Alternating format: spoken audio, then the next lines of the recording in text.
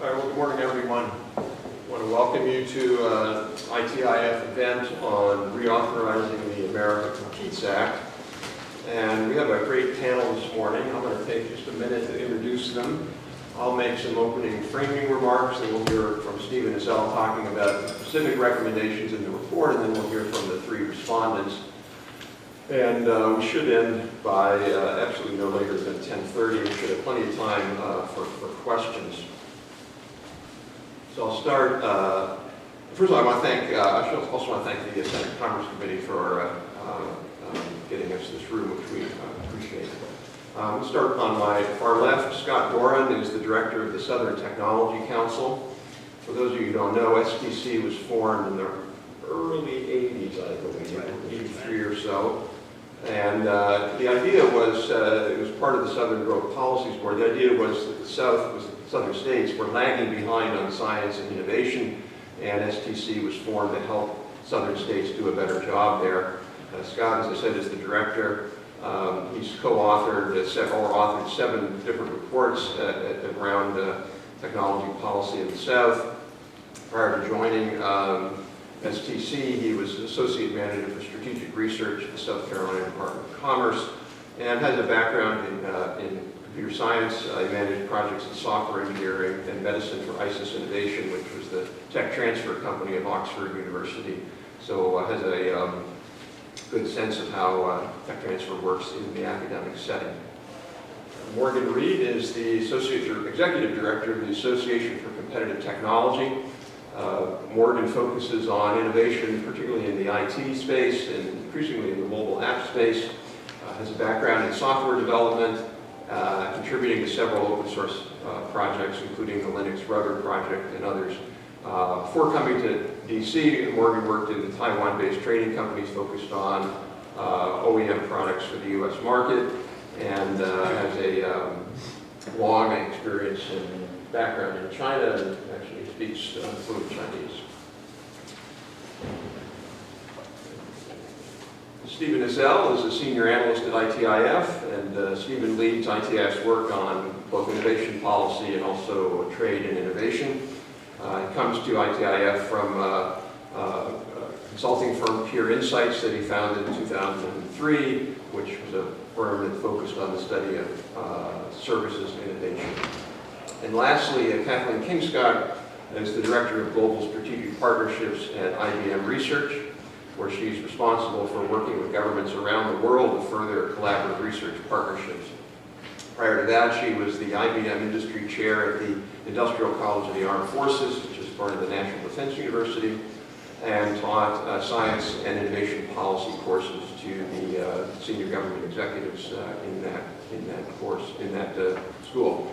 She also has, in the past, was with IBM before that, led IBM's participation in the U.S. Nano Initiative, and also led IBM's policy work for the Trusted Foundry, which is a partnership between IBM and DoD to develop advanced semiconductors.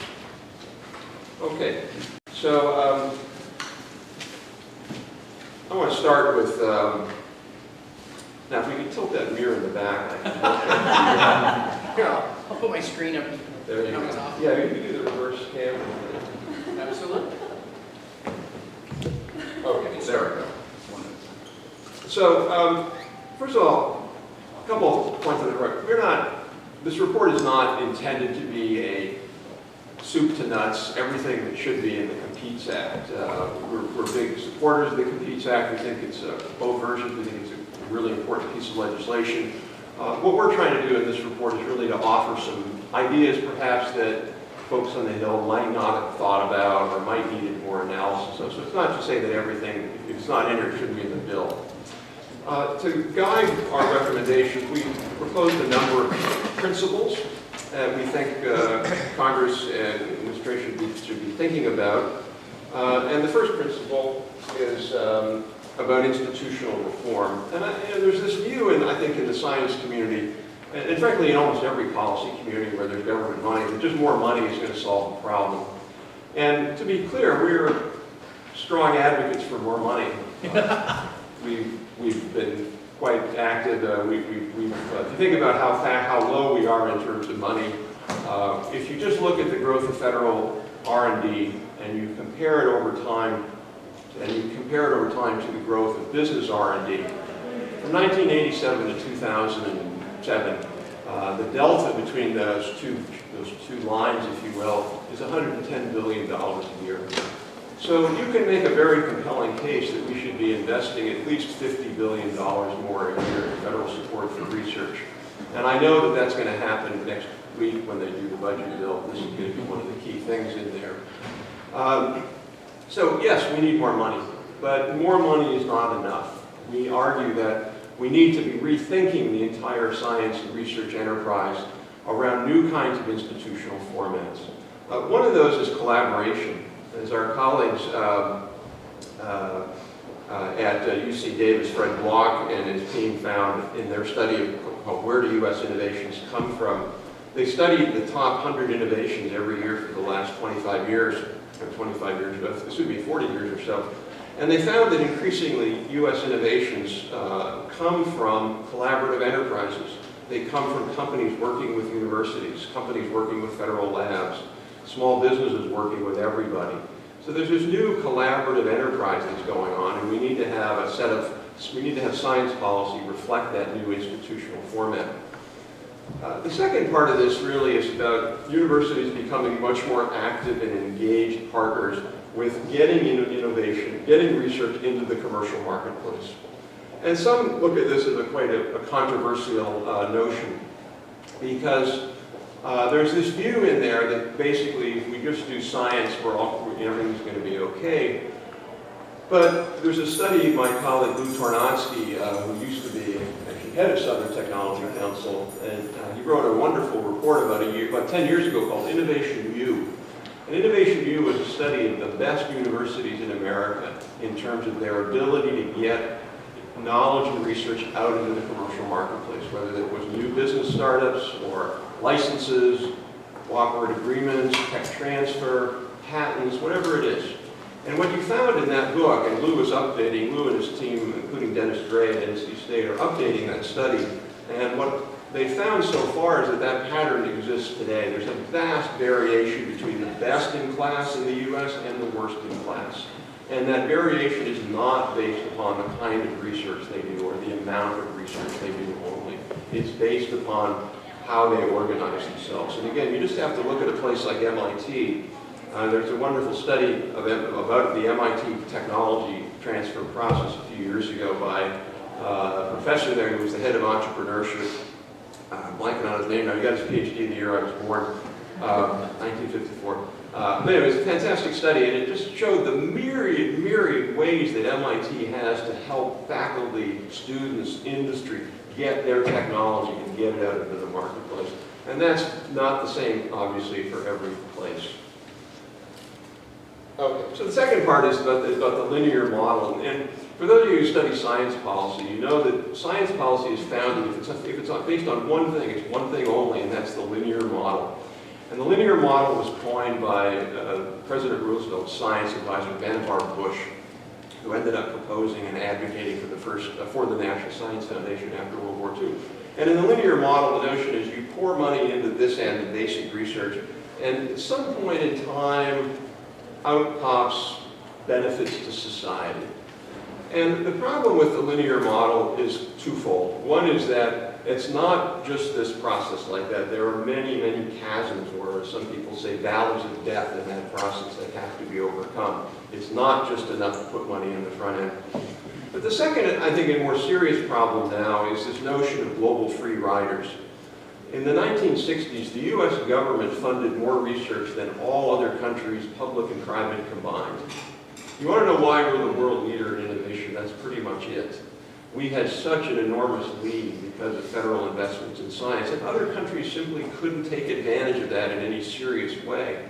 Now they can. And what you see in other countries is they organize their national research efforts much more around engineering, much more around applied research, much more so they can take our basic research and use it to build commercial and competitive advantage. And for us to just simply think that we can continue on the basic research linear path alone, I stress alone, because it's not an either or, I think is a misnomer. Okay. Related to that,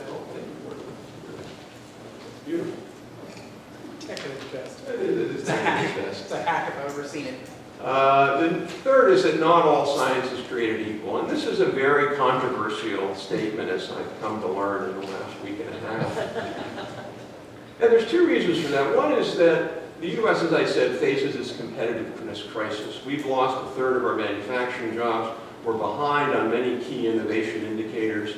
And our argument is that one of the core reasons why the U.S. economy is in such dire straits is because we are no longer competitive in global markets to the extent we used to be and to the extent we should. And the second challenge we face is obviously a budget challenge. And both of those factors suggest that we need to think about prioritization in a more serious way. We have to remember that the act is called the COMPETES Act. I don't know why they named it that. Any idea?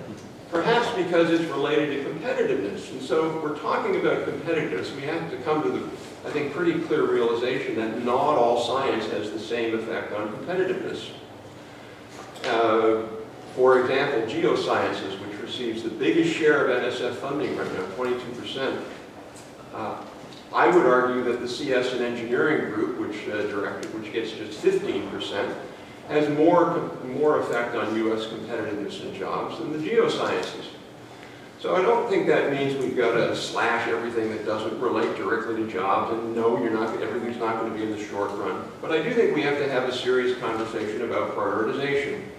Because if we don't have that conversation, then I think what we really should be advocating for, if you really don't believe in prioritization, we should identify the number of scientists in each discipline in America, the number of economists, the number of astrophysicists, the number of anthropologists, and allocate funding so that their chances of winning an NSFPI award are equal across disciplines.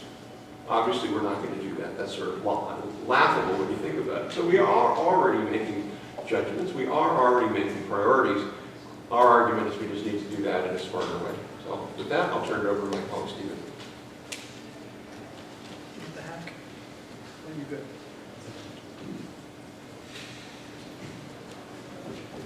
All right, well, thank you very much, Rob.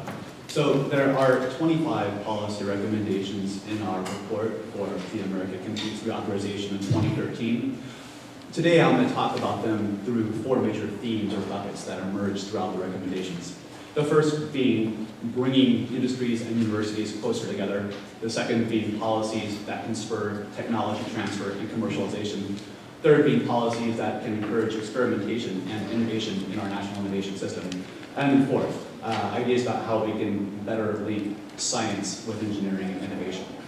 So on the first category, bring industry and universities closer together, provide several ideas, most of which can be enacted in COMPETES, some of which are relevant to some of the policy discussions that are now taking place on Capitol Hill, particularly around tax. But the first one is to recognize that in the United States, business-funded university research is falling behind that of peer nations. In fact, in a study we released in 2010, we found that the US was 21st out of 30 OECD-type nations in the share of business-funded university research as a share of GDP.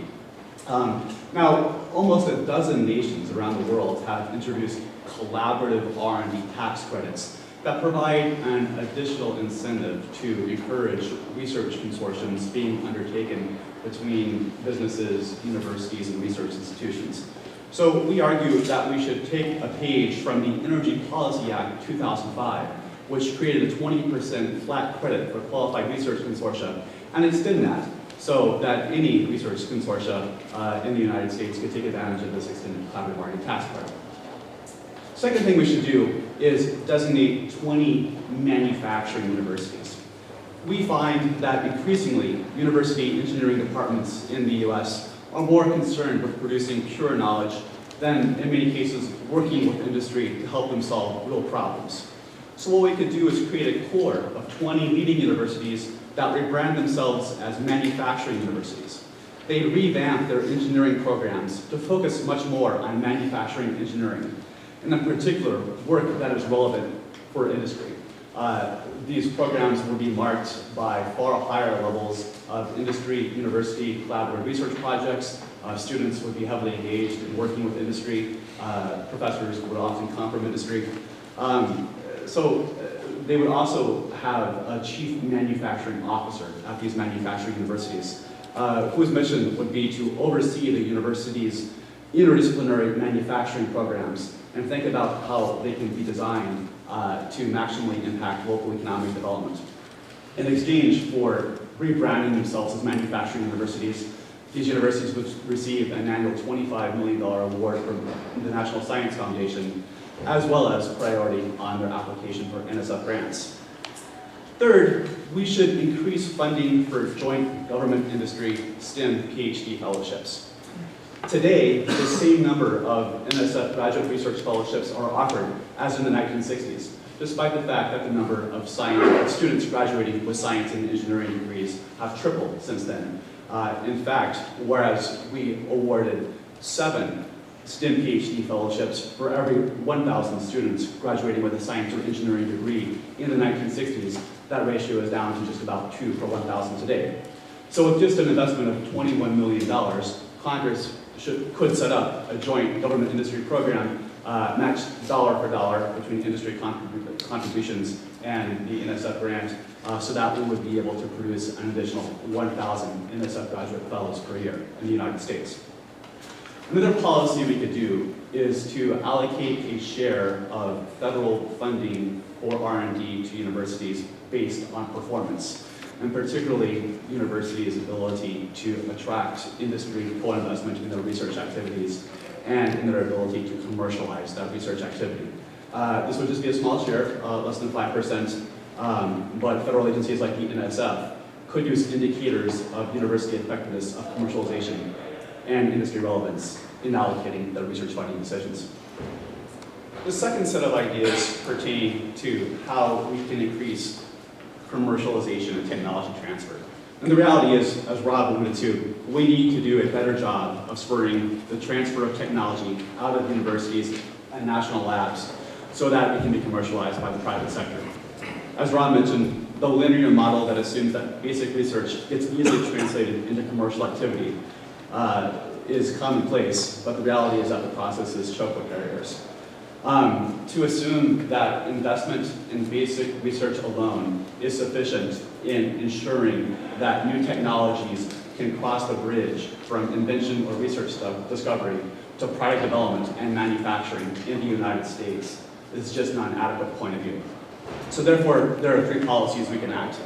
The first is that Congress should explicitly support technology commercialization efforts. In the report, we call for the creation of a program called SCNR, or Spurring Commercialization of Our Nation's Research, that would involve Congress allocating 0.15% of agencies' extramural research budgets to fund university, federal lab, and state government technology commercialization and innovation efforts. Now, there's actually already legislation circulating on Capitol Hill that would do this. And this is found in the Startup Act 3.0, particularly Section 8, which pertains to accelerating commercialization of taxpayer-funded research.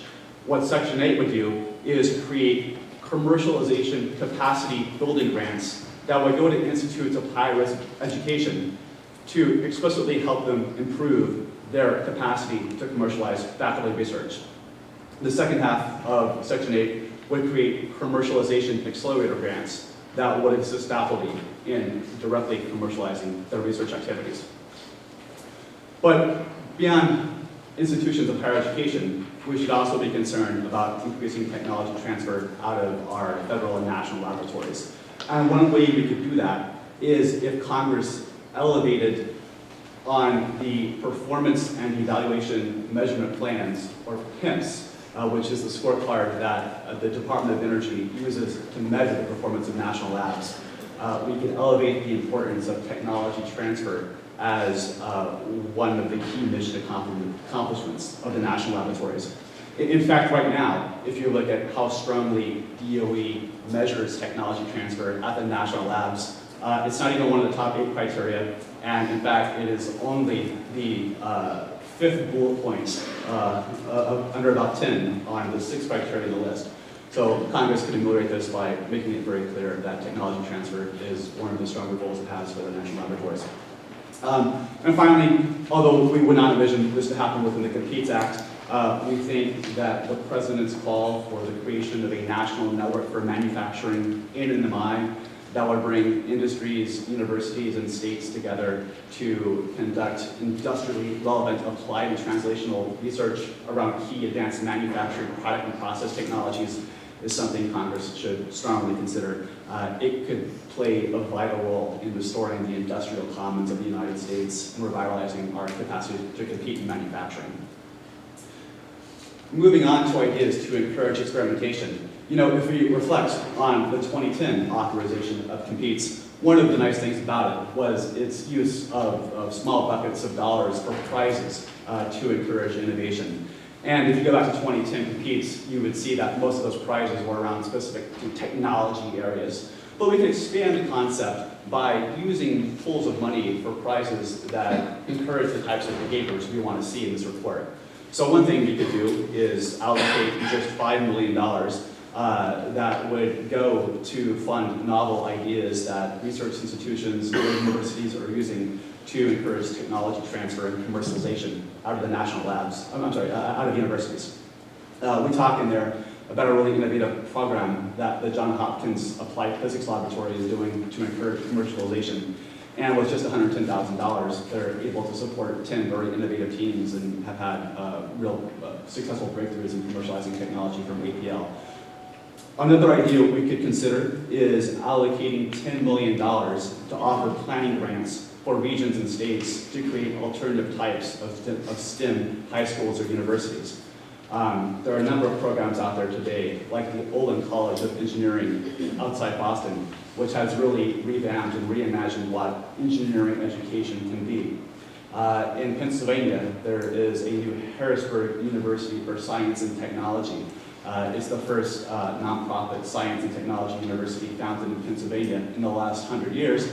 And local businesses and industry and governments came together in the Harrisburg area to say that we're not getting the production of students we need the STEM skills to support local manufacturing. So they came together in a collaborative way to put this new institution together at Harrisburg University. So we could do a lot if we just allocated $10 million to states and regions to help them work through the very difficult process of conceiving, conceptualizing, and putting departments together to create alternative types of STEM high schools and universities. Final idea on prizes is that we could provide prizes to colleges and universities who are doing best at retaining STEM students.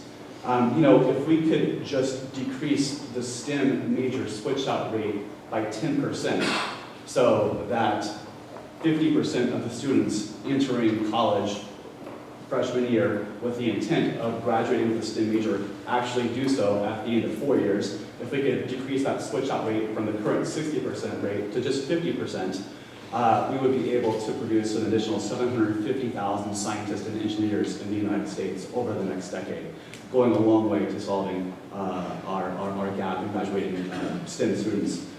We could just provide an NSF program that would give small grants to universities, those that do best at graduating students after 4 years in STEM programs. And the final set of ideas pertain to better linking science to engineering and innovation. As Rob said, science creates essential new knowledge that is a non-marvelous public good that is freely traded among countries around the world. But it is the application of that knowledge, specifically engineering, that creates wealth through new products and processes that is appropriable and capturable within nations. That's why science-based innovation is not enough. We need to be able to make things in the United States, and that requires us to be successful at engineering-based innovation. Unfortunately, only about 1/7 of the total federal investment in science and engineering goes to engineering, while 6/7 go to the various scientific fields. So we need to raise the profile of engineering within our national innovation system. And one way to do that would be by standing up a new National Engineering and Innovation Foundation as a separate entity alongside the National Science Foundation. And this entity would pull together programs like the Engineering Research Center program at NSF, the IUCRC Industry University Cooperative Research Center program, DOD's Mantech, DOE's Advanced Manufacturing, the relevant programs at NIST, and consolidate them into a single entity who has engineering as its singular focus. Now, if Congress isn't willing to go that far, then at the very least, we should rename the National Science Foundation as the National Science and Engineering Foundation, and as part of doing that, ramp up funding to the engineering-related programs at NSF, particularly the ERC and the IUCRC programs. And as part of that process, as Rob mentioned, really focusing NSF on making investments in the kinds of science that are most likely to drive economic and industrial benefits for the United States, particularly in the 4 areas of engineering, computer information sciences, math and physical sciences, and the biological sciences.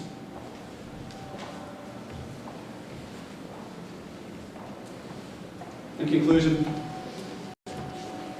I think it's important that the major thematic focus of the 2013 COMPETES Reauthorization be on better translating science and technology development into economic development that benefits the United States. As Rob said, it's the America COMPETES Act. We should design it in a way that focuses on spurring U.S. global competitiveness. Finally, I think it's important to understand that COMPETES should not be approached on a pay-go basis. These are investments we need to make in America's future. I understand that we cannot saddle future generations of Americans with debts that they can't support.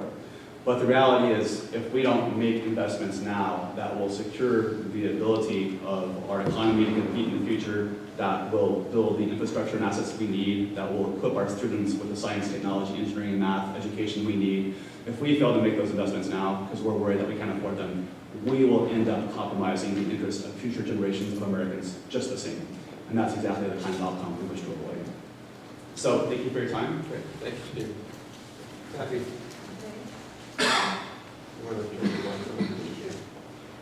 Good morning, and thank you very much for the invitation. ITIF, IBM has been a long-time sponsor of ITIF and member, and I think that they, Rob, you and Stephen, consistently push the envelope, and so I appreciate that. I'm going to change it up a little bit and talk about not specifically the report and the recommendations in the report, but rather some of the aspects that impact the COMPETES Act impact in the area where IBM has expertise, it's information technology and the growth of those kinds of information systems. So first let me say that IBM very strongly supports the COMPETES reauthorization, and we have been involved in this kind of activity for many years, since the report was mentioned in the ITIF report, Rising Above the Gathering Storm, which was sort of the foundation for the initial COMPETES Act, and IBM was involved in that. We were involved in the commenting on the initial draft that ultimately became the first bill in 2007, and then supported the reauthorization last time around in 2010, and here we are again, ready to go. And the reason we do that is because it's so important for the economic vitality of the United States. And not only really the economic vitality, but there are a lot of national security implications to the technology that is supported through the COMPETES authorization. So what I'd like to do is talk a little bit about that technology and focus on some of the areas that may not be as familiar to you as others, and that has to do with the growth in the area of information technology, of big data and analytics, and what kind of opportunity that provides to us as Americans, and why we think at IBM that the COMPETES Act supports growth in this area. So it is working, what do you know? One of the things that's really, I think, evident to everybody today is how we are just overwhelmed with data. And the data is coming from sources that we all sort of take for granted, but didn't exist 10 years ago, whether it's cloud computing or our mobile phones or any number of activities. You think about just the YouTube videos and all the things that we all look at. A little simple fact I was kind of surprised to learn is that we generate in our society today, in 2 days, more data than was generated in the history of the world before 2003. So if you all think you're awash in data and you can't figure out what to do next because you're overwhelmed, you're absolutely right. You take heart, you're no different than anybody else. So one of the things we're focusing on is how can we develop tools? What are the tools that we can use in our society to help us take advantage of all this data that's out there? And another fact about the big data issue is that this doesn't seem to be shifting. It doesn't seem to be lightening at all. As a matter of fact, many studies indicate that the data growth is only going to continue. And the challenge here is not just that data is growing so much, but that it's unstructured data. It's video data. I mean, think about what happened in Boston a couple of weeks ago. That terrible event was unraveled to a certain extent, where the thread was followed by following all that unstructured data through a tremendous number of sources to find the clues that actually apprehended these bombers. That kind of unstructured data is really difficult to deal with from a technical point of view. So the question is, how do we do that, and what are the kind of resources we need to invest in to make that come to pass? And what we think at the IBM company is that we are really on the verge of a new era of computing that will enable us to address these kinds of data challenges and analytical challenges that are on the horizon. We call it cognitive computing. And this is, we are today really in the era of huge data, massive data amounts, and capability to analyze those amounts of data. And you might have been familiar with a machine that IBM invented not too long ago called the Watson machine, that actually was able to take vast amounts of data and put it together in unique ways. And some people say think. Well, I don't think it's really think, but it's really able to organize data in a way that's very new. So cognitive systems are those that move from programmatic activities like today, wherein computers work on a whole variety of pre-designed programs, and cognitive computers will not only work off of programs, but they analyze and learn. So they can help you as a decision maker make decisions based on a whole variety of facts, as opposed to putting it all together and letting you use your intuition to make the data. And this is a really tremendously different kind of computing that has great applications across society. This is hard with the system behind you, know? The fact is that this new kind of computing opens up opportunities across society that we simply don't have the capability to address today, whether it's in healthcare, whether it's in the geosciences that were mentioned earlier, whether it's in social welfare applications, military, you name it. The ability to manage data, to think, to analyze, to reason, and to come up with new insights is quite remarkable. So the question before us is, well, what do we need to do to get there? How can we invest to make these kinds of systems a reality? And what it boils down to is the systems we're talking about are called exascale systems. They work about 1,000 times more quickly than the fastest computers today. Fastest computers today are installed in a number of the U.S. national labs.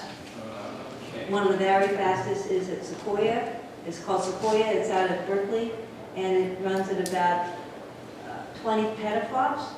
It takes a very large room.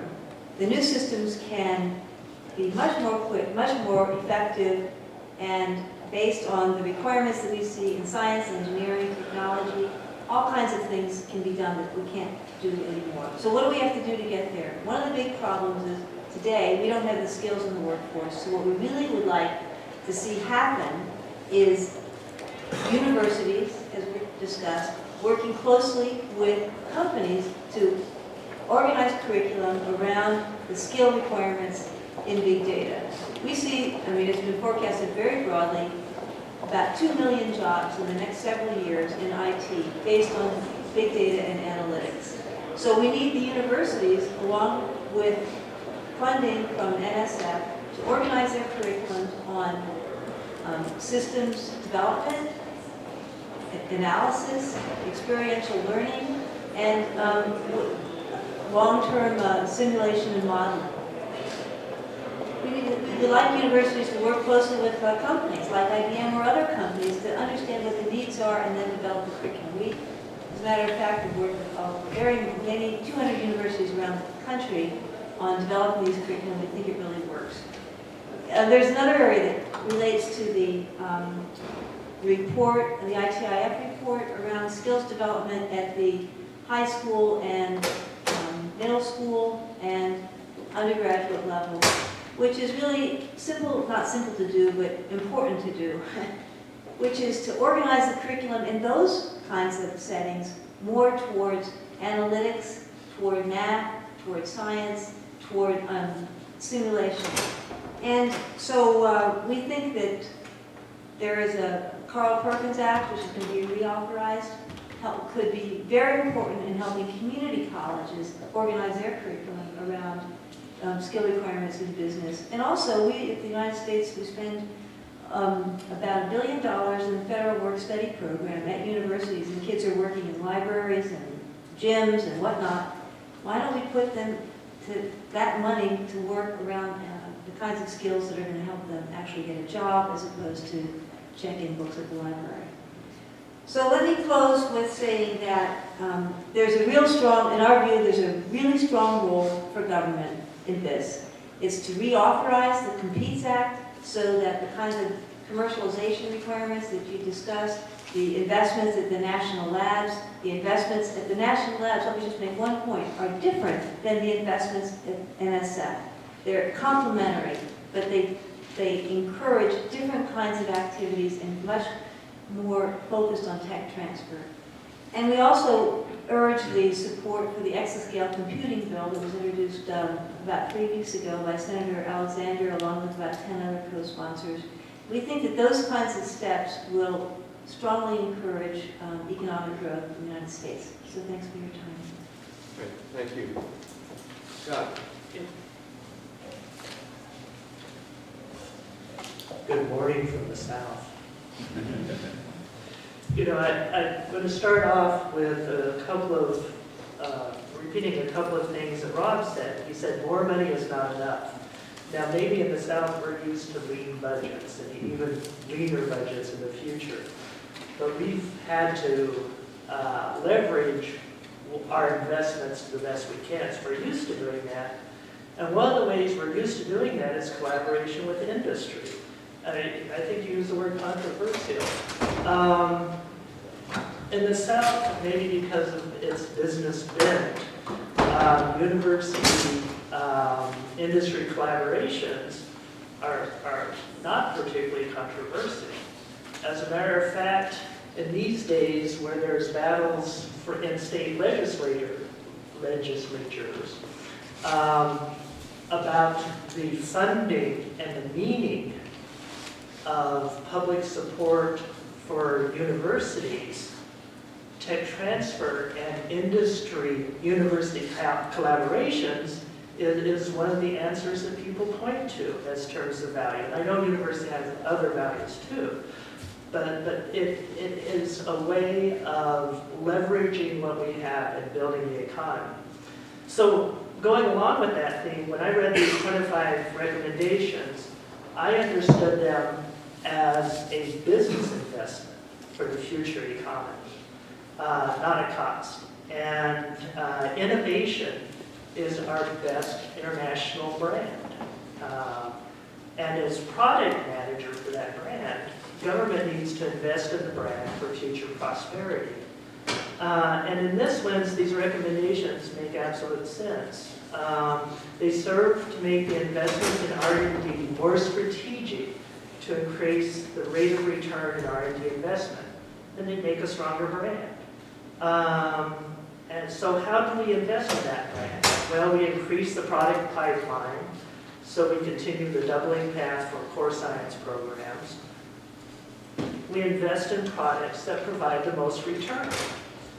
We allocate NSF monies to areas with the strongest economic impacts. We increase activities that maximize future profits from the investment.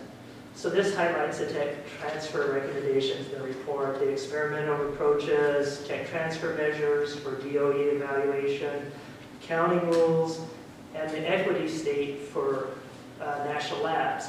Now, I just want to comment on that one in particular. That's a real interesting idea. When I passed that around, the SDC Council, they said, well, that's a real interesting idea. Interesting is not necessarily a good term. But I think that's the kind of out-of-box thinking that we need to do more with less. And so I applaud that. I applaud that kind of activity. And furthermore, to maximize future profits, this speaks to the recommendation that increases manufacturing. Since manufacturing is one of the best ways to reap profits from R&D investments. I want to repeat that. Manufacturing is one of the best ways to reap profits from R&D investments. And there's a lot of literature that supports the benefits of startups to an area from university. And they're stronger, they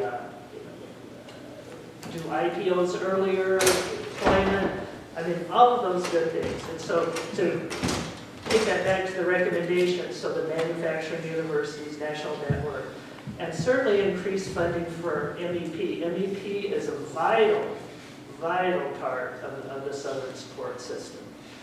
And of course, the STEM recommendations, where you address the brand's human resource needs.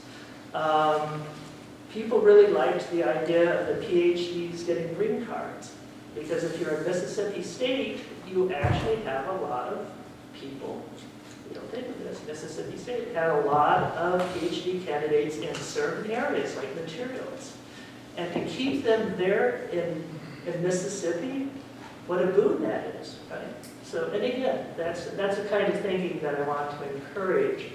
Want to emphasize the importance of, again, of industry-university relationships. Businesses want it, as Kathy said. Universities want it, mostly. And economic developers love it. A survey of university researchers in the transportation materials conducted by my council showed that industry briefings was a top need, as researchers still feel removed from commerce despite all our efforts. And this is while the private sector doesn't necessarily know where to find help with specific research problems, which universities can solve. So the increased R&D tax credit is also a wonderful idea. And sometimes in the South, some of the states have actually given vouchers for businesses to conduct research at their public universities. And then some of the most successful research centers in our region have explicit industry-university collaborations and are part of economic development and recruitment strategies. For example, the International Center for Automotive Research with Clemson University, BMW, and others has transformed the upstate region of South Carolina. And Virginia's new Commonwealth Center for Advanced Manufacturing with Rolls-Royce has the potential to do the same.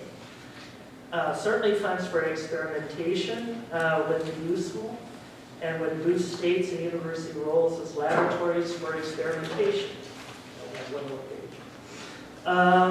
For example, Eastman Chemical recently signed an agreement with NC State of Raleigh on its Centennial campus for a research commitment of $10 million over several years. But with Eastman retaining intellectual rights resulting from the research. Some would find that controversial. NC State sees it as a win-win for their efforts, especially in this era of declining funding support. And there needs to be more examples of this type of risk adoption which government can spur. Other examples of experimentation. The University of Florida Office of Technology License has some grant programs in which businessmen and venture capitalists decide who gets, which projects get investment. And this is with the assumption that the successful winners will get mentoring and investment by these very same people. Its Seed Capital Accelerator program is a loan program that relies on an industry match. And it's, people in Florida say it's one of the best self-sustaining programs of its kind. And then one thing that some of these recommendations address is the university community outreach, which is so important. Oftentimes we talk about startups like they don't exist geographically. You know, they're not part of the community, and they very much are. And if you, University of Florida has Innovation Gainesville, which is a merging of university and community roles to promote innovation. And this is a very untapped area that we need to be more aware of. Lastly, I want to comment on the spurring commercialization of the nation's research program. Any funds, federal funds, that would leverage state funds, notice leverage, especially in relatively poor states, i.e. the South, would be an incredible boost to R&D commercialization.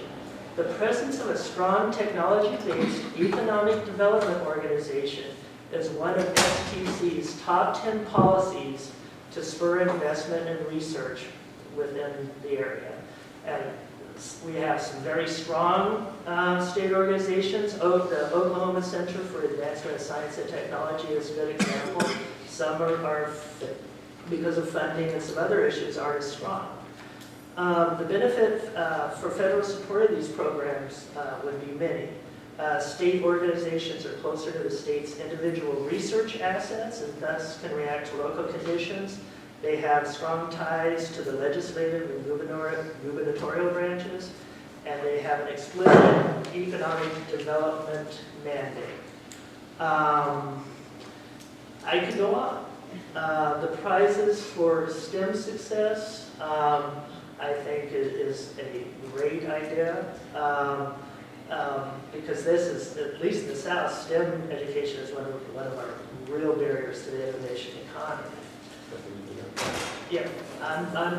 The country is not a business, I know that, but investing wisely for growth is something that every entity should do. And so ITIF's recommendations make sense as a means to this end. Thank you. Thank you. So I thought about just bringing pom-poms and saying, yay, you know, go ITF. We completely agree, but I thought that would be kind of a little unfair to Rob, since Rob and Stevie put some real work into this paper, and I think it's worth everyone reading. So I took some time and I decided, what are my devil's advocate problems with the paper, and what are the points that we in the small business community look at from this perspective and say, what can we do better? What do we need to be careful of? What are the watchwords we have here? First and foremost, one thing to be very clear on. You've heard from IBM, you've heard from Southern States, large entities with a large viewpoint on these issues. I'm here to tell you today that small business cares about STEM at least, if not more, than big business. Right now I'm sitting with board members from my organization, which has over 5,000 software companies around the country, who have 40 open headcounts, 100 open headcounts. One of my guys in Virginia has had 24 open headcounts for 2 years. Now some of that's revolved, thank God he's found a few people, but he's had roughly 24 open headcount for 2 years. Small business is starving to death on the lack of people with the skills that they need. Big companies, they can move facilities offshore, they can bring people into other facilities, they can build entire complexes in Canada. We need those kinds of employees here in the United States, and that means small business is more dependent on the improvements that Rob has outlined in this bill here today. But, you know, I don't know if you guys have read this, but I came to something that in a movie you hear the tires squealing and the glass crashing sound effect that always happens at that, on page 6. And that's where Stephen and Rob wrote, meanwhile, China's Innovation 2020 strategy intends to invest $1.7 trillion over the next 7 years on 7 emerging industries, very good industries. They go on to say, to get a sense of the level of investment the United States to match on a per GDP basis, it would have to pass the American Recovery and Reinvestment Act, every year for the next 5 years and have all the funds go to making U.S. industries more competitive. Well, that is kind of like, crash, right? I thought when I read that, well, I should just take up heavy drinking and only look at things that have immediate short-term gratification because we're toast. $1.7 trillion being spent by China. How do we deal with this? Because that comes to my second point that I found in reading this paper, which is, where do we find the money? You just heard Scott talk about tight budgets. They've outlined a whole lot of solutions, all of which, not all of which, but a bunch of which have some budget consequences in a time where everybody's basically, doing everything but lopping off a limb to try to make it all work.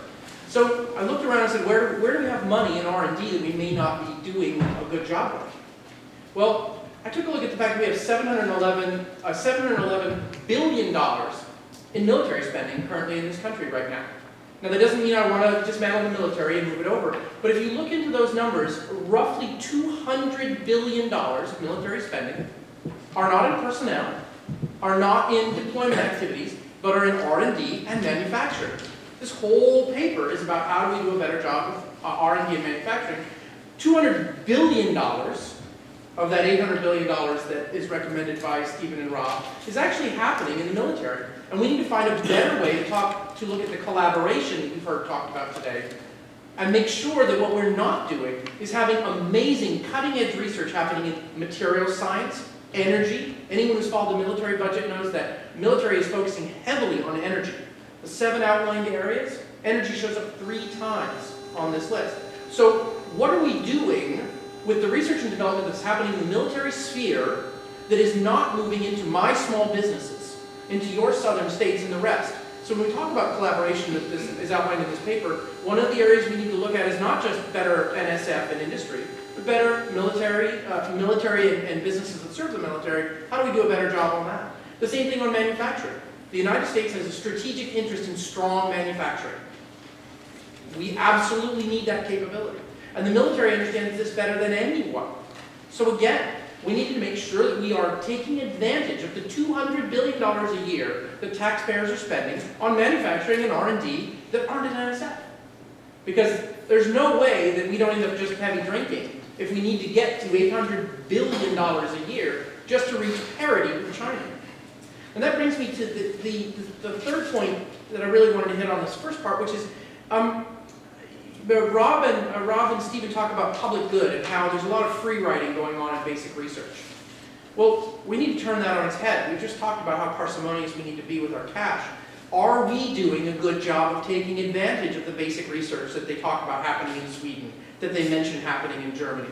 That, well, if China's going to do it, how do we make sure that our eyes are faced outward in terms of gathering more data? You're to talk about data, large data acquisition. Well, let's make sure we're doing large data acquisition when it comes to research that's happening outside the United States. And that actually brings to an interesting problem, a conundrum that we face. On page 10 of the report, it talks about moving toward getting rid of the requirement for international activity as part of, the acronym is ERC. Well, the weird thing is, the ERC's international requirement was actually built to help put foreign U.S. students into foreign labs. We obviously aren't doing a particularly good job at making sure that's the way it's happening. But ERC is built to actually facilitate us data mining foreign research laboratories in a good way, as Rob notes, for the public good. So we need to look at that ERC program. If it's got an international requirement, how is it built? Are we doing enough to maximize putting U.S. students into foreign laboratories? If not, why not?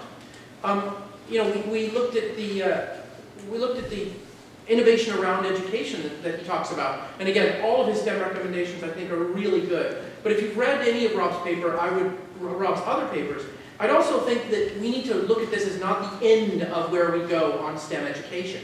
Because one of the things that we've noted in studies for decades is that any change in education usually has an uptick in metrics on performance for about 3 to 5 years. I don't care what you do. You go into a school, you say, we're establishing a new program, you always get an uptick for 3 to 5 years, no matter what it is.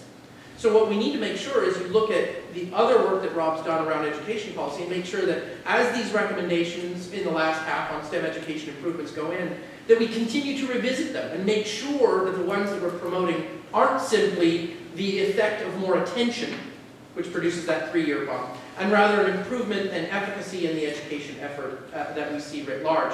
And I think that we have to understand it from the perspective of actual innovation happening in education. And I think finally, when you review the paper and the recommendations that it has, I'm always worried about the perception that recommendations have on bureaucrats. And this isn't a knock on bureaucrats at all. They're looking to make sure they satisfy their stakeholder, called Congress, and the citizenry that supports them. And so there is a habit to take what's said in the latest report and translate it into behavior that may go too broad. So I think one of the things we have to note in this paper, and Rob mentioned it in his opening statements, is this is not a recommendation that we absolve and end all basic research. And that we need to make sure that this paper is read to say, how do we improve collaboration around the areas where we can do more about research that has immediate efficacy or soon-to-be efficacy in business communities that relates to job, without the end of basic research. And I think that as recommendations like these are proffered forth, that part has to be part of the dialogue. We're not saying kill off all basic research. We're saying, hey, let's do a better job on the parts that can be actualized in business, in specific state institutions, and move it forward. I guess my final recommendation and note on this is, as we just heard about the ability to set up localities for doing better research. Ironically, there are some very good books on this, but earmarks, the hated earmark, is actually something that was very good in benefiting the ability to have research done outside of 3 or 4 major universities. So while we rush to hate lobbyists and stab earmarks in the head, we need to also think about the fact of how do we put these things into place so that money moves to other institutions that can say, we're going to be the best at this one thing. We're not going to worry about the rest. We're going to be the best at this one thing. We need some money to make that happen, and we're going to pour everything into just that. Because right now, with the end of earmarks, we're moving back to the model where a few universities are somewhat good at everything. They lead to academic success by a lot of folks, and don't give the advantages for regional areas and localities to say, I'm going to be the best at this thing. I'm going to get the best tenured professors and researchers on this specific issue.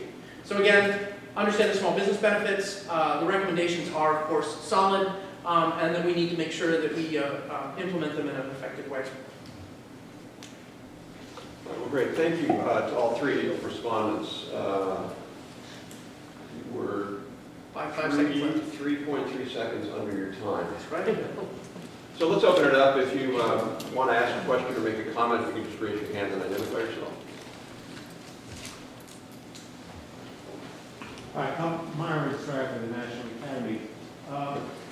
Rob, the flavor of what you say in terms of orienting research funds seems to focus on technology. But it's the use of technologies that really matter. It's bridging innovation and commercialization. And how do you be able to predict what sciences will really have a force there? You say geosciences and social sciences, they're not going to turn out the technology, but they have contributions, business processes, other kinds of things that enable technologies to come to the fore. And if you look at technologies, the real innovative ones, you wouldn't have been able to predict them, or where they would have come from, or what sciences would have been relevant. Think about Steve Jobs and the iPhone. So how are we able to say with any certainty what sciences are better than others? Well, again, look, Myron, I think we fundamentally make that decision when the president comes out with his budget. We make that decision when Congress comes out with its appropriations. We make those decisions. So the question is, why do we make them? On what basis do we make them now? And as far as I can tell, the basis we make them now is to give everybody something so everybody's happy. I don't really think that's the best basis. Now, the other argument would be, if you think about sort of some science having sort of, let's just say hypothetically there's a curve and sort of zero, so just you never ever get a result from it, it's just pure knowledge. And others, you do something and you're going to get another Apple or Google in 3 years. Okay, those are the continuum. I think we have a generalized sense of that some things are going to be more on one end of the continuum than other things. I would put engineering there. I would definitely put CS there. So, you know, to me, we should increase CS and engineering in the SLICE budget significantly, because I have a pretty good sense that we're likely to get strong commercial economic benefits out of that. So other people can have a different view, which is fine, but the fact that we sort of don't even bother to ask those questions, we could go back and look at, for example, what were the awards made in all the directorates 15 years ago? And try, you know, this is a great National Academy study, Myron, for your next study. Just get NSF to give you some money to do this. What are the awards 15 years ago? Take a random sample of 50 awards in each one and trace them. I mean, the Academy's done that, for example, on computer science, where there's a wonderful report where you look at the big innovations in computer in IT, and the Academy traced them back to, you know, we talk about Apple, well, graphical user interface was an NSF-funded project. Google was an NSF-funded project. I have to say, if the choice was between studying supernovas versus the bibliographic algorithm that Sergey Brin was working on, I'll take the latter any day of the year, because look at what it produced. So that's the answer. I don't know if other folks want I'll be a little counter on that and say you can do a fair amount of prediction. So in 1968, I'm going to get the year wrong, Jeff Raskin, who is the father of Macintosh, if you want to be specific, and father in a lot of ways about human interface guidelines, he is the quintessential multidisciplinary guy. I think he had a music degree as well as a CS degree and a few other random things thrown on. But in 1968, he wrote about email and the way computers would be used. And at the time, everybody was talking this highfalutin nonsense about email and how it would be used at university levels. Raskin wrote a paper when he was at Berkeley saying, emails are going to be used to send notes to your grandmother. 1968, he knew. He actually, because he was looking at it from a human standpoint, what do people want, need, it was actually not so hard for him to figure out where things were. The problem was the information technology that existed to make it true took time and innovation to happen. The same regard, if you've ever read the book about, since we'll stay with Apple for a second, about the history of Pixar. I don't know if people realize, but Pixar existed as a company for decades doing almost nothing. Because in the early years of Pixar, the founders got together and mapped out on a napkin how long it would take for computing power to be able to produce the kind of cartoons they wanted to create. So what they did is they sucked money out of, I think at one point in time, what's his name, Ross Perot and a few other people, who essentially funded them while they hung out together as a group, tinkering on the edges until computing power got to where they were. If you look at Ray Kurzweil's work, we are really, really bad, humans are really, really bad at doing any kind of exponential growth modeling in our heads. We think linearly. We've talked a lot about linear growth here. So I think when you ask the question of where do we predict, certain elements of this are, if not predictable, foreseeable. And so when you heard Kathy talk about data, the ability to take more data and do more with it, I think there is some of that that is predictable. And it does involve multidisciplinary studies. It does involve research, not strictly in pure engineering. But I think there are some things about the human condition and the way that we want to act as society-type people that we can use to make some guesses about where money could be well spent. Jamie Brown, House Science Committee. How would you design a framework that balances basic and applied research? And I think we've heard a lot about predictability as you look at certain applied research functions that, okay, we can get to a certain place. How do you apply a framework to basic research? And I think there's still the recognition that a lot of your disruptive, game-changing technologies will eventually come from a lot of basic research. But you can't know what that is. Is there an effective way to establish a framework? Well, I'd just say a couple things quickly, Jamie. One is, I think it's thinking about two things. It's thinking about the overall portfolio and are we allocating within that portfolio in the right way. And I would argue that we're not, that we could be and should be putting hopefully increased funding into things like computer science, engineering, materials, physics, biology, because those are going to be the big areas of U.S. innovation, global innovation. So just getting that sort of sector allocation right, if you will, is the first step. I think the second step is about supporting the kinds of initiatives that we talk about in the report and that Scott talked about, where you have these partnerships, whether they're universities and industry coming together for an R&D project or other, where you're basically, by definition, not picking winners. You're basically enabling an ecosystem that's oriented to getting research that might that has a likelihood, higher likelihood of getting a strong commercial benefit in some period of time. So that's the place. I don't think government has to be picking, rather than enabling the right incentives to be able to make that happen. Yeah, well, my take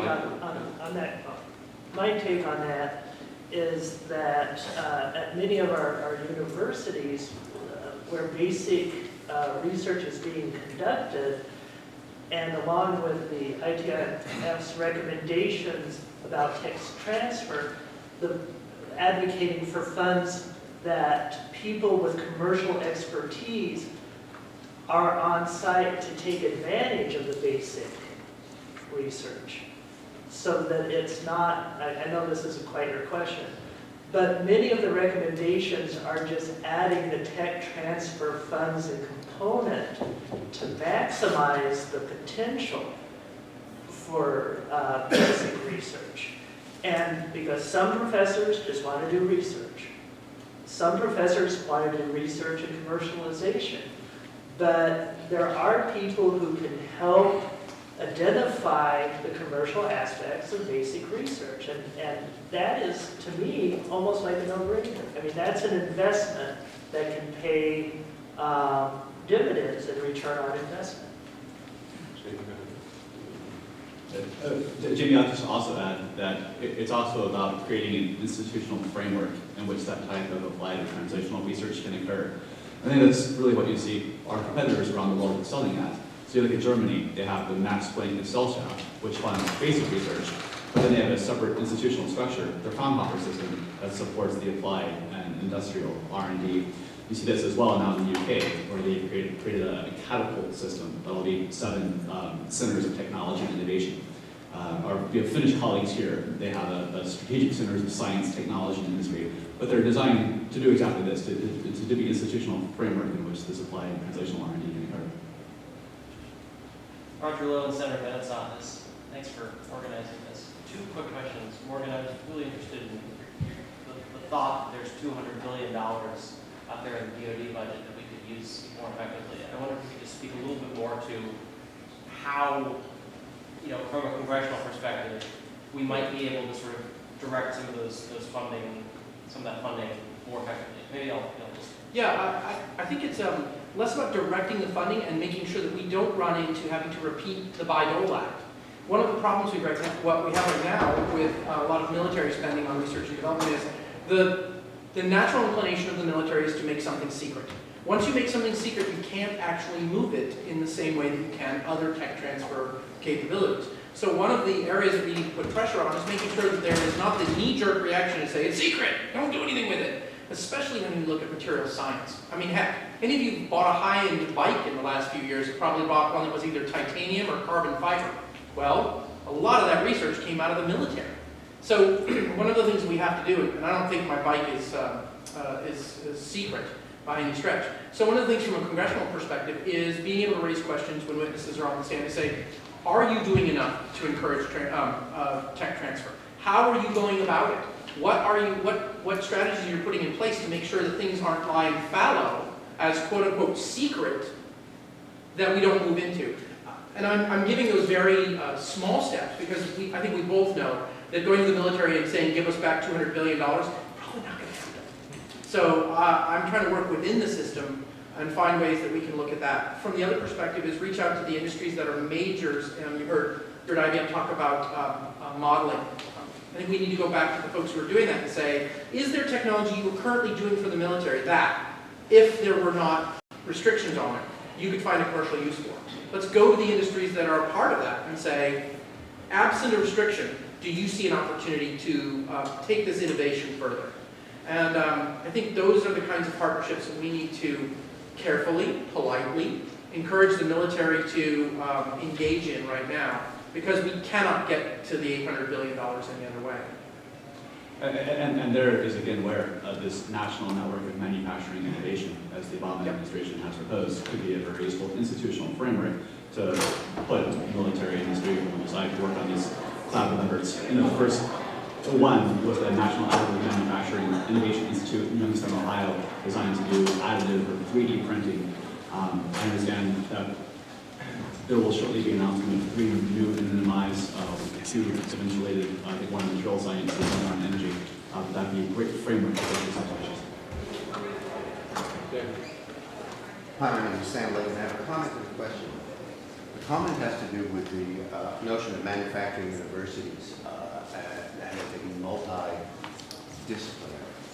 It seems to me that you underestimate the difficulty of doing it. In fact, lots of universities get around the problem of different departments having their own criteria for advancement. Set up independent centers where they can draw from different disciplines. So rather than having a manufacturing university, you may want to rethink that in terms of having manufacturing centers that allow for universities to more easily become multidisciplinary. Which brings me to perhaps Kathleen, you know the answer to this. One thing your report did not mention is the professional science master's degree. That was supported by the Sloan Foundation years ago. It does all the things you suggest. It's a terminal degree that provides a very highly skilled workforce, to be more with the concern that you have. It's multidisciplinary in the sense that very often these degrees combine a scientific and business administration kind of rigor. So I wonder whether that's something that anybody in the panel would like to comment on. I'd like to comment on that. We have at IBM been very supportive of the professional science master's degrees. As a matter of fact, just a week and a half ago, we announced a whole new program with Rensselaer Polytechnic Institute in New York to establish a new professional science master's in business analytics and statistics.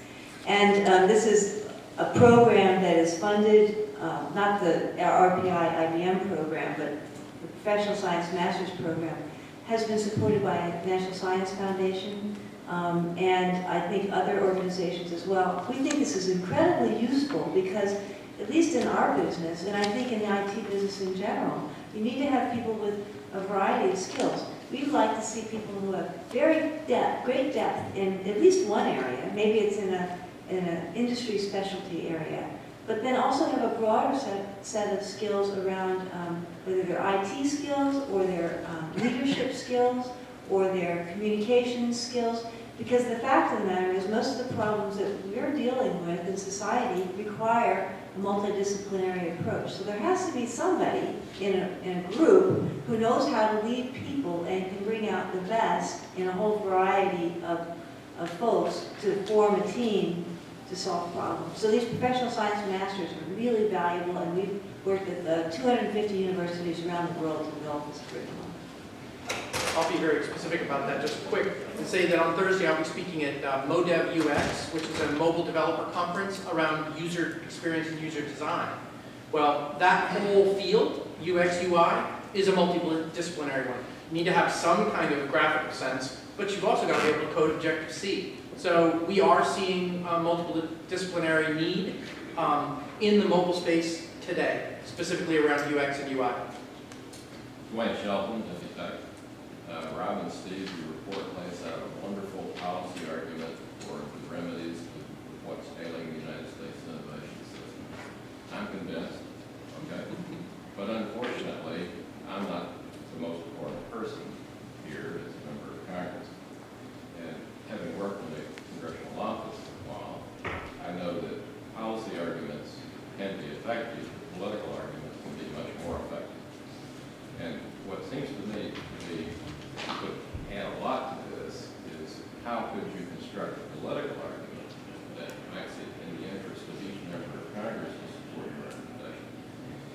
Scott and Morgan have touched on some aspects of this with, earmarks in certain areas, regional economic development, helping my state could be politically convincing. Who is it in this town who's trying to construct that kind of political argument? Well, just, again, very quickly, and then go to them. I'm going to have 50 mobile app developers in Washington near the end of May. We'll probably come to your office and get a Coloradan coming. All of them are going to talk about the open headcounts that they have. So we agree with you completely. And so I'm putting boots where my mouth is, so to speak, and bringing folks from all around the country to meet with members of Congress as constituents to express the need for an increase in STEM funding and to get those jobs filled because it creates jobs in that congressional district. I'd like to mention that just a week and a half ago, we at IBM had 200 of our executives here in town from all over the country, spent a day giving them briefings on a whole variety of issues, and then the next day, these folks went around in teams and made over 300 calls on members of Congress and then their staffs, and largely in support of the kinds of issues that we're talking about now, and education, and STEM, reauthorization of the Carl Perkins Act. Let's get this vocational education activity lined up with what the skills requirements are. Let's invest in science, technology, innovation. I'd like to make a point. Somebody talked earlier about investment in commercialization. One of the things that's really unique and I think really important for people to understand around this infrastructure, Rob, that you mentioned, this research infrastructure, there's a big difference in investment in National Science Foundation and investment in, say, DOE, and they're both really important. But the kind of activities that come out of that, the output from a company's point of view is very different. The NSF is really focused around the principal investigator with some graduate students and pushing basic ideas forward. It's really important. On the other hand, DOE, through its labs, brings together large teams that try to engineer and implement large-scale solutions. It's kind of like a test bed area. So if you're trying to do complex systems, you need to have that kind of test bed activity that goes on in DOE. So it's really helpful for commercialization. And so I think they're both critical, and we need to invest in both of them. So just to quickly answer your question, in my view, I think the challenge we have is almost nobody making a political case for this. If you look at the business community, IBM is the exception rather than the rule. There are some companies like IBM that do advocate for these kinds of things. But by and large, if you look at the groups like the Chamber or NAM, they're just sort of AWOL when it comes to this. NAM is AWOL when it comes to NNMI. You would think they would be a huge supporter of NNMI, they haven't been. And then the universities are a huge supporter of more money. That's not the same as being a huge supporter for these kinds of changes. And I think one of the places is actually what Scott alluded to, and that's people who are involved in their local and state and regional economic development. A group like the State Science and Technology Institute, SSTI, has been more active in Washington. There's a great group out of San Diego called Connect.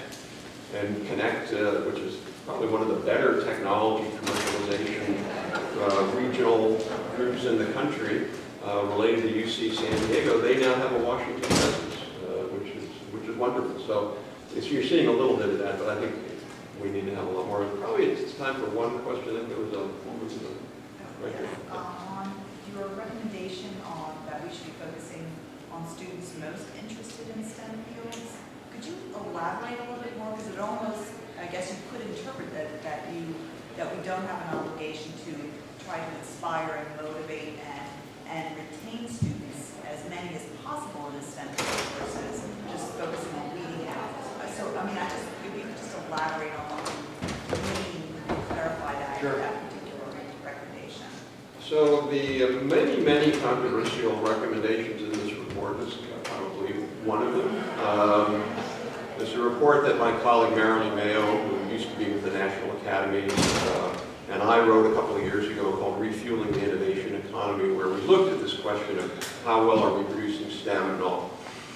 And the reality is very few of the very small percentage of the American workforce are actually STEM workers, at most 10%. 7%, but probably more like 6%. The vast majority of people are not going to be scientists or engineers. They're just not. Now, they might sort of have some related skills and that and all that, but they're just not going to be that. We have an approach to STEM, which is akin to saying that, you know, music's important. We should all learn music. Why don't we put a Juilliard-trained musician and a Steinway piano in every single classroom in America? We don't do that because we realize that not everybody's interested in music. Very few people are really good at it. I mean, you could give me a Steinway piano when I was 5 years old, and I would never be a musician, even though my father was a piano player. I flamed out miserably playing piano.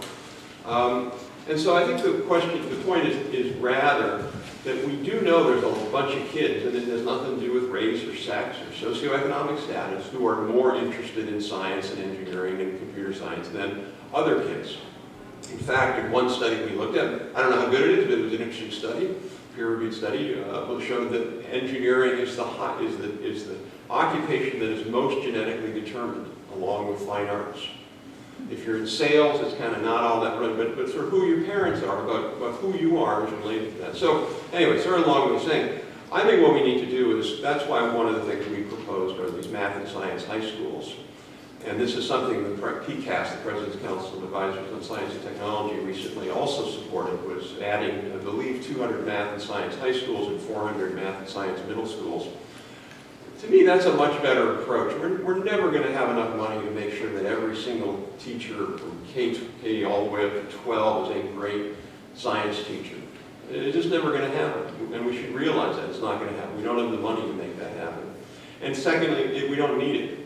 The idea that everybody needs to know calculus is just, I think, a misnomer. What everybody needs to know is how to think, how to reason, how to research, how to communicate, a lot of the skills Taffy's talking about, and increasingly how to do some kind of minimal programming. I think that's what people need to know. They don't need to know calculus. But there are a small group of folks, maybe 25% of the population, who really, if you gave them great opportunities, would thrive. And I just point to Thomas Jefferson High School here in Northern Virginia as just a great example of that. I mean, TJ takes really good students, gives them a fantastic environment, and lets them thrive. I think I would be more oriented to moving more of our focus in that direction. Go ahead. Just one thing, I think Rob, I want to reiterate one point that Rob made, and he's made it many times, which is the ability to think. That is the one thing that we need to make sure that we do preserve across the spectrum. And so when it comes to the question about math and science education, I completely agree with Rob that there are needs for these or magnet schools and other ways to collect and put those who are particularly interested in it.